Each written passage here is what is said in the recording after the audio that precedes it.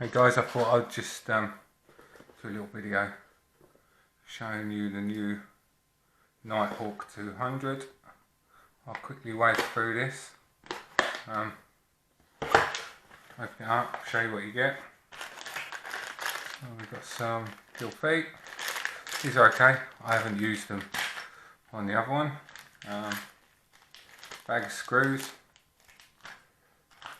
This is pretty cool now, they give you plenty of cable ties. 3M pads to stick your flight controller down if you decide to do it that way, and these little adhesive pads, these are for the ESCs. These come in really handy later. Hopefully the camera's in tune, and they give you 2 Emax straps as well, which is, again, that's pretty cool for them actually. You get your bag of standoffs. This is probably the easiest Emax I've built so far. It's really good actually. Here's a bit to build your the front camera and the top battery mount. Now this I noticed, if you can see, and we'll see how this holds up. This isn't very thick. It's probably 2mm, but we'll see. Some of the original Night Hawk 250s, the actual bottom board was a similar thickness and it held up alright, so we'll just have to see. Hopefully, I mean obviously everything's breakable to a point. Little cross, make that fly. And then we got the frame, and I've gone for the 4mm ones, and I've got to say they are pretty beefy. I don't know how they got them in the bag, to be honest. There we go. Push that out the way. So here's the frame. This is what I got. You can see this 4mm. It's probably close to 5 actually there. It's a bit thicker on the front than it is the back. Maybe if that's possible. Just push this out the way. So yeah, that's it. There's been a lot of people saying, well, what if you break an arm? What if you break a thing? What if you break this? It's pretty bloody tough. Honestly, it really is. If you do break this, you've done well really. There's no joins here, you know, like on the other ones. They have little cutouts here for the ESC wires to go through. Obviously on this one we're not going to have that. So yeah, it's pretty good actually. So some people have been asking, well, what parts should I get? What should I use? I'm not biased to Emax or to anyone. I just try and give you guys the best stuff of what I think is good. You know, some of the pros might shoot me down. Dominic Clifton might, you know, get a bit grumpy if I talk about clean flight, base flight, but whatever. It's you know, I've been doing this a year, so I don't know hardly anything really, but I can tell you guys what I've learned and the mistakes and money I've spent. So I'm going to clear this lot away. Now, when I ordered mine, I ordered the Emax cooling series. Now, today Emax has announced that they've got this barcode system where you can go onto their website and check that it's genuine, which I think is pretty cool because you know, Emax gets a lot of stick sometimes. But actually when I look at this, I think they've just moved up a level. You know, we've built a Facebook group, so you know, there's a bit more support. Now, why do I like these motors? I've got Cobra motors, I've got other motors, I've got racing motors. These little beauties I like. I wasn't sure about this flat section on the top, but actually the Dell Bullnose 5-inch props fit perfectly on here. They're a cooling series. I don't know what makes them cooling. Probably the fact that they've got some bigger cutouts on the bottom, and this has got, you know, they've got little kind of teeth that cut in. Another thing that's great about these is they've got the arrows on the top. So this one is obviously, you know, this is counterclockwise, and it's good because the nut, you know, screws against the way that you'd want it to. So, you know, if you crash and your prop's spinning, you know, you're not going to lose your nuts unless you put these on the wrong side. So yeah, that's pretty straightforward for you guys. Again, that one's going to go there, clockwise, turning in. But just, you know, if you want to see how it is, log on to your you know, flight controller software and it'll show you how to set it up. CC3D is motors 1, 2, 3, 4. Nays for some reason does something different that I can't remember. But anyway, yeah, so these motors, they're pretty cool. Come in a nice little box, nice solid thing, little Allen key to do them up. And actually I've been really impressed with them. From what I've had running, they run really well. You get a bit of a high pitch noise with some of the Emax motors. But I've yet to have one that's, you know, caused me a problem. So I've got, you know, these Emax motors, and yeah, there they are. There's 3 there and another one kicking about. So that's what motors I've used. Now, Emax have brought this out, which is a power distribution board with Beck, and I'll show you why you need this later on. It's a little bit, I don't know, I expected a bit more, to be honest. I really did expect a bit more. I had kind of expected all my negatives and the positives down one side, rather than negative, positive, negative, positive. Why? Well, for you guys, if you're anything like me, I solder like a, well, not that great. So, you know, if you're trying to solder on an ESC here and an ESC here, and then you're trying to do your main connection, it gets a little bit congested. The spacing between the boards pretty good, but you know, I've not had an issue yet. But so far, that's the only gripe I would have, is that, you know, space these out or just get this format better. So the 5 volt here, this is for your RGB. I assume that's for an LED, I guess is what they're saying. You've got a little switch there so you can turn your LED on and off. You've then got, which is great, a 12 volt output and then a 5 volt output. Now, one of the things I learned recently, some ESCs have Beck and some don't. For example, this one here, this doesn't have Beck. How do I know? Because it's only got 2 cables. You've got a red cable in the middle. It means that your ESC will provide power to your flight controller, which will then go on to power your receiver. If it doesn't, you're going to be needing to get some power from this off to your flight controller, and you'll do that by, you know, soldering bits on. You know, here's an old kind of servo cable. I would take the negative and the positive, wire it into the 5 volts, and then plug that into port, you know, motor 6 or somewhere on the board. But yeah, what do I think of this? Apart from the layout of the pads, it's all right actually. It's not cut out on me on a, you know, on a heavy draw. They make a high pitched noise. Whether everyone can hear that, I don't know, but you know, this one certainly does. So yeah, I got that as well, and these are about, you know, 6 quid, 7 quid. So you know, they're not too bad. You can make a power harness. Justin Atwood, who likes, you know, he likes making stuff. He swears by power harnesses. He says they're a cleaner filter, and he's, you know, he could be right. I don't know. I don't test this stuff. I just fly it and try to see what I get best. Now, for my camera, what I did, I ordered from Emax a 200 milliwatt TX. Again, these are fairly cheap, and actually they're pretty good. I really like them. You've got 32 channels. You know, these things get crashed a lot. These are, you know, these are 15 to 20 quid. You know, some people might be charging 25, whatever.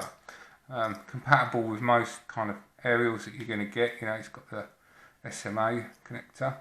But what I like about this, I don't know if you can see, it's 12 volt in and it's 12 volt out. That means you haven't got to provide set where you're going to get ground loops or things that interfere. Now, why do I like this? Whether Emax winged it or whether they got it right, I don't know. But if you see on the back of there, your switches, your little dip switches there, line up perfectly with the underside of there. So you can get into here and do your little dip switches. And yeah, that's great, because you know, if you're flying like we do and there's 8, 10 of us and everyone's arguing over channels and you know, you're bleeding into me and they're crashing, then yeah, that's pretty good, pretty handy. You need a 6-pin plug. You got to remember, if you're ordering from Emax, they don't come with this little 6-pin plug. They're fairly available from anywhere. You can order a 280 Pro wire kit and it will come with that. So yeah, just do that, guys. Order one of these up, whack it on there. We will be kind of going through these in a bit more detail next time, but yeah, they're pretty good actually. There you go, that's gone in. It would be bad. So, what else do we have in the little box of tricks? Okay, let's talk ESCs. So I'm going to move this one out of the way and I'll talk you through how I built the frame and why I did that. In fact, quickly, let's talk about flight controllers. This is Rev 6 nose. This is an old nose Rev 5. This is a full one, so this has got the barometer. Guys, you don't need a barometer for FPV racing or for these little things. You're wasting your time. If you need a barometer, you know, sometimes it does help you learn to fly, but the best way to learn is to break it. So yeah, however, you can switch the barometer off and that's great. And then we've got the Rev 5 board here. This is pretty cool. You want to be looking for this, guys. They've just released a new Seriously SFP Pro. Get a Rev 5 or get the SFP Pro and support, you know, the guys who are working on clean flight, because they're doing a good job at the moment. Rev 6, so basically the guy who builds this, they don't talk with clean flight, so clean flight don't support Rev 6 board very well, and I found a few issues with it. Although it's got built-in memory, I can't get it to do the data logging for black box, so yeah, I'm not keen with that. So yeah, go for the Rev 5 board or the Seriously FPV Pro. One of my favourites, CC3D. These guys don't get much talk about, but actually there's some guys who've done Libra Pilot, which is a new set of software. I would almost say that in comparison to clean flight, these guys are getting on par with it. It's getting pretty good now, and I've always had solid flights. I've had issues with drifting and turning and, you know, corners, but generally CC3D, it's a good shout. And be interesting to see actually the new nose board that comes out, the Seriously Pro one. I think they've kind of gone for the same style, so be interesting to see why they've done that. I think it's for easier connections. And then the CC3D Atom. So which one would I go for? Obviously this one's not very good because it's got vertical pins. This one I can't actually fit into the board because of the build up. You've not got much space, so discount that one. So yeah, go for the Rev 5 or the Seriously Pro if you're going for this build. And I'll show you why in a minute. So let's talk about ESCs. Now, I got from Emax, I got the BL Heli 12 amp ESC. It hasn't got any back on it, so you know that's why you need the power board. What do I think about these ESCs? Well, I don't think they're bad, but I don't think that they are revolutionary.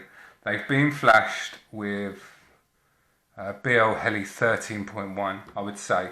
So you're going to run into some problems with this. You can flash them,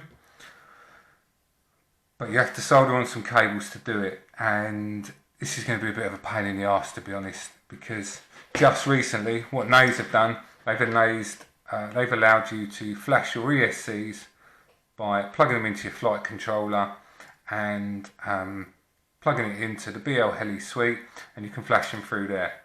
Now, Emax ones, they don't work on the BL Heli suite, so they're not going to work that way. Why is that a problem? Well, if you want to fly the Betterware, the Boris B firmware, you're going to need to upgrade your one shot to get the real advantage of it, and you don't want to be flying without one shot. I've flown with and I've flown without, and I do prefer one shot. It's a lot quicker, a lot snappier. It just feels more locked in. So yeah, they're all right for the money. I mean, but you can get these little bees, which are 20 amp, pretty much the same size, in fact maybe a little bit smaller, and these things are immense. They really are. And again, they just, I don't know what it is about them, they're just really snappy, and the dampening brake control just works awesomely. But hey, if you like the Emax stuff, you know, go for it. They're not bad, but in terms of flying on Boris B, doing your firmware updates, they're a little bit limited, and make things complicated. You know, you don't have to unsolder this every time you want to do an update. So yeah, that's what I would say. So yeah, my favourite, little bees, but with these motors, with the Emax motors. So yeah, a little bit about the build then. So, what have I done? I screwed my motors on, I held the cable between my fingers for the motor, and I cut them off. I then stuck the ESC using the foam pads that come with the Night Hawk Pro straight to that, stuck the ESC on there, and soldered the motor terminals directly to it. Now some people are going to say, solder that on, find out which way the motors go, and then swap them around later. Well, don't do that yet, okay? Let's just solder them all on and then leave it. You won't need to do that. We can do something else a bit later on. How did I do it? Like I say, I'm not very good at soldering, but it worked. And yeah, as long as you keep your soldering iron about 300 degrees, that seemed to work for me. Keep the tips good.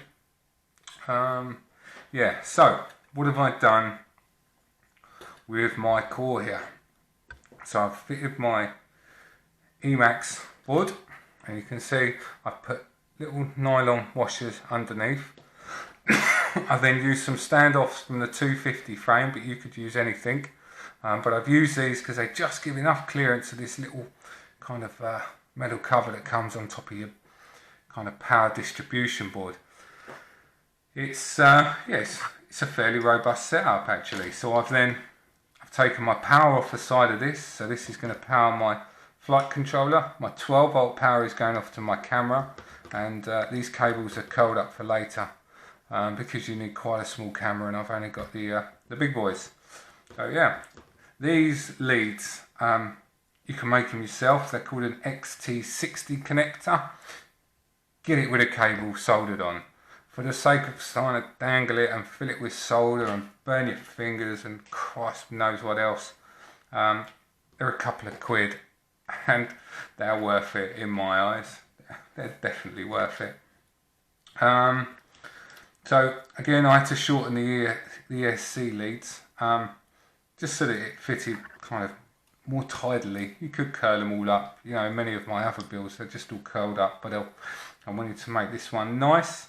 I use the FR Sky D4R 2. Why do I use this? Because it's got PPM, which basically means you can have, you know, 8 channels over one servo cable. So you plug that in and you're going to get your 8 channels over that.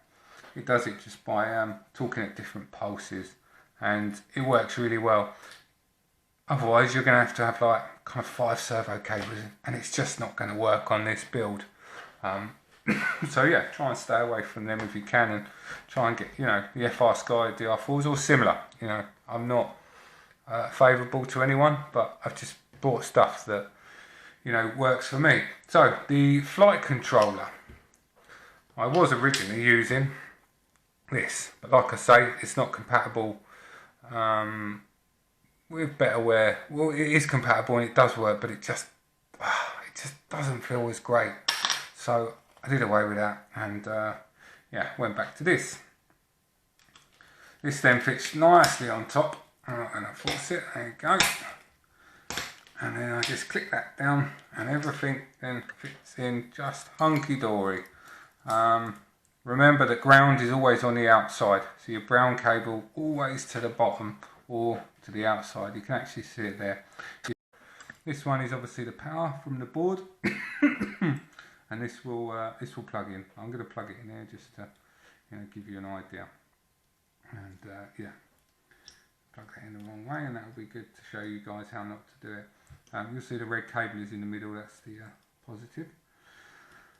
So your motor arrangement, just check on your flight board, but I think it's 1, 2, 3, 4. Could be wrong, but that's what I think. Plug all them in, and then I just put a couple of nylon nuts on there and fix that down. That's pretty much the build. I like these dowel props, they're really good. Really favourable for these, actually. Some really good experiences with them. Yeah, and then this just kind of fixes on the top later on. You then get this kind of contraption which feels a bit weak and plasticky, and I've put my Mobius mount on the top. That goes on there, and then your standoffs all go. So yeah, I will obviously post some further pictures. I've just been doing a bit of frame testing to see if there's any kind of shorting out of the board, because I had a couple of twitches, so I was conscious that maybe one of my terminals was touching the board. But all in all, what do I think of this? I think this is a really great frame for the money. People say you might break it, you're not. You're not going to break this. This is going to be awesome. I'm going to work on the PIDs, but bear in mind I am going to be using the Boris B firmware. Why am I going to be using that? Just because it's the latest thing, and we all like gadgets, we all like them things, so that's what I'm going to be going for. One other thing to remember, obviously this is going to get soldered on here. Number one is your signal, and again that'll be your your yellow cable or whatever cable you're using to the outside, and then it goes negative first, and then positive, and then signal. I hope you like my review. It's pretty crap, but it should give you guys a good idea. If you've got any questions, add them on. I probably won't answer them, but I'll try and help you guys set it up as we go. There's myself, there's Justin, there's Phil Chapman. We're going to be working through this, working out great PID settings and trying to do it. We will get a CC3D up and flying. But as you can imagine, I can't be asked to undo all that and redo the configuration. Yeah. Is there anything else I need to tell you? Cough. No, that's pretty much it. Okay, guys, thanks a lot.